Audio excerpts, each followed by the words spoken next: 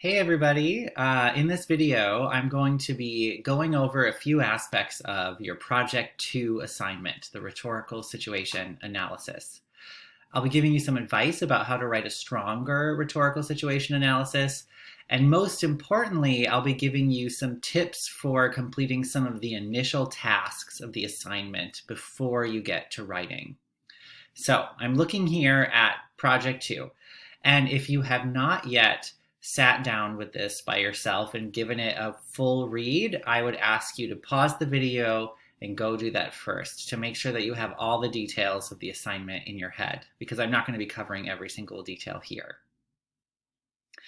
But when you look at the background aspect of this assignment, you'll see that in this project, you will develop a research inquiry of your own, identify a scholarly source that relates to or informs your research inquiry, and then draw on Lloyd Bitzer's theory of the rhetorical situation and John Swales' theory of discourse communities to rhetorically analyze this source. So there are implicitly three tasks built into this assignment: developing your own research inquiry, identifying a scholarly source that relates to or informs that inquiry, and then composing your rhetorical situation analysis that analyzes the academic source's rhetorical situation and discourse community. All right. So now I've transitioned over to a set of slides of giving you some advice for how to complete those first two tasks in particular, because that's where we need to begin. So we know that task one is to develop your own research inquiry. What is a research inquiry? This is a topic that was mentioned in some of the information literacy videos that you viewed last week. A research inquiry is an academic question that you wish to learn the answer to. And like we saw modeled in Deborah Brandt's article and in Lloyd Bitzer's article, a research inquiry responds to existing scholarship and pursues a new unanswered question, or perhaps an only partially answered question. It proposes a question for which there is not a clear answer in existing academic scholarship. This probably sounds a bit intimidating to you, which is why I wanted to address it in this video, because I think you'll find it very intuitive and exciting once we get going. So one of the things I want to note is you will not be completing this research inquiry as like a huge research project. We're not taking it from start research inquiry to finish a full research project. We're just practicing the beginning stages of a research project by developing a research inquiry. So that should help a little bit to kind of calm any initial nerves here. How do you develop a research inquiry? Well, research in a university often falls within certain disciplines or subject areas. So you should identify a discipline in which your research inquiry may fall. One place to go for this is your major. That's a great example of a discipline where you could propose a research inquiry. Of course, if you don't have a declared major, that's fine too. In fact, I think probably the easiest and quickest way to develop a strong research inquiry is to begin with a class that you are currently taking and enjoying. Hopefully that exists. Hopefully you're taking some class right now that's really interesting and you're really caught up in the subject matter. That's a really good starting point because you're already rooted within a discipline, within that class. That class is taking place within a standard existing discipline. So you could use the knowledge that you already have about that discipline from that course to begin formulating and proposing your own research inquiry from that particular discipline. So within that class that you're enjoying, you'll want to look for a question that builds on existing scholarship and seeks to add new knowledge to a gap or unanswered question in that field. And if you have no idea where to begin, a conversation with your professor would be a great place to start. You can talk with your professor about this assignment. You can say that you're looking to develop your own research inquiry. And the professor that you talk to will probably say, well, what have you found interesting? What has really gripped your attention in this course? Because that's a really great place to start for developing your own research inquiry. And together, your professor might be able to guide you to a question for which there is not an obvious or clear answer. And of course, in our class, we can't entirely ensure that your research inquiry hasn't been explored. But in any case, there shouldn't be an immediate obvious answer. To put this another way, your question should not have such an obvious answer that, say, your professor in that class can say, oh, yes, the answer is XYZ. We're looking for something a little bit less immediately obvious.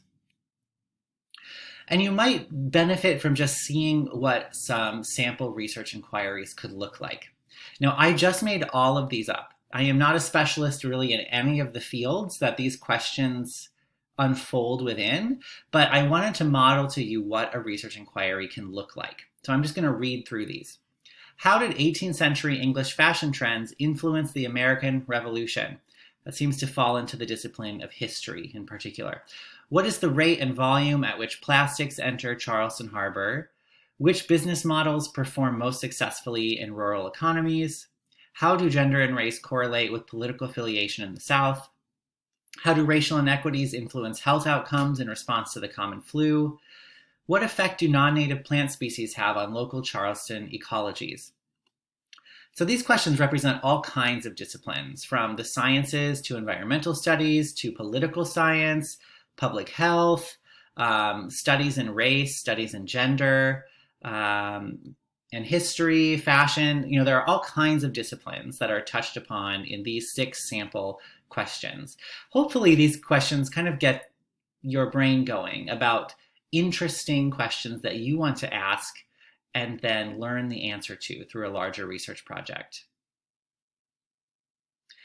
Now, the second task that you have in front of you is to do research into your inquiry and to locate academic sources that are related to it, that give you some kind of information and a way forward to start answering this question. How do you perform that research? That's a great question. Addlestone Library is going to be crucial to this task. And I'm working right now with our assigned librarian, Brandon Luter, in Addlestone Library to work on a guide for how to complete that research. So stay tuned. Next week, you'll be watching a video or viewing a tutorial that explains how you can do research on your particular question. And in the meantime, if you already have a knowledge of how the library databases work or other aspects of their research programs, go right ahead, get started. That's totally welcome too. But just know that there is more guidance coming from an official reference librarian at the library.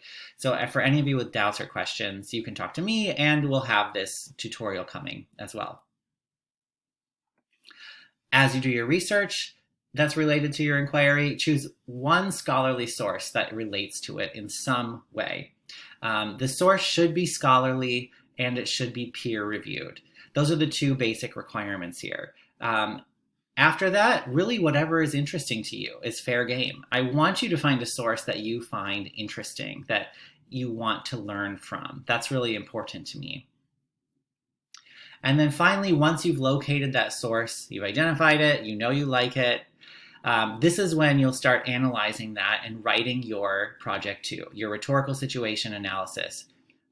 So you'll need to identify the exigence, audience, and constraints that make up the rhetorical situation that your particular source is responding to. Now, you may have noticed that we were kind of doing this exact work when I was introducing the Brandt article and the Bitzer article. I was asking you to think about this question: what scholarly conversation is this piece entering, and who is the intended audience of this piece? All of those things relate back to the rhetorical situation: the exigence, the problem or need that the piece is responding to, the audience that they're talking to, and any constraints that shape how they will communicate and try to persuade their audience.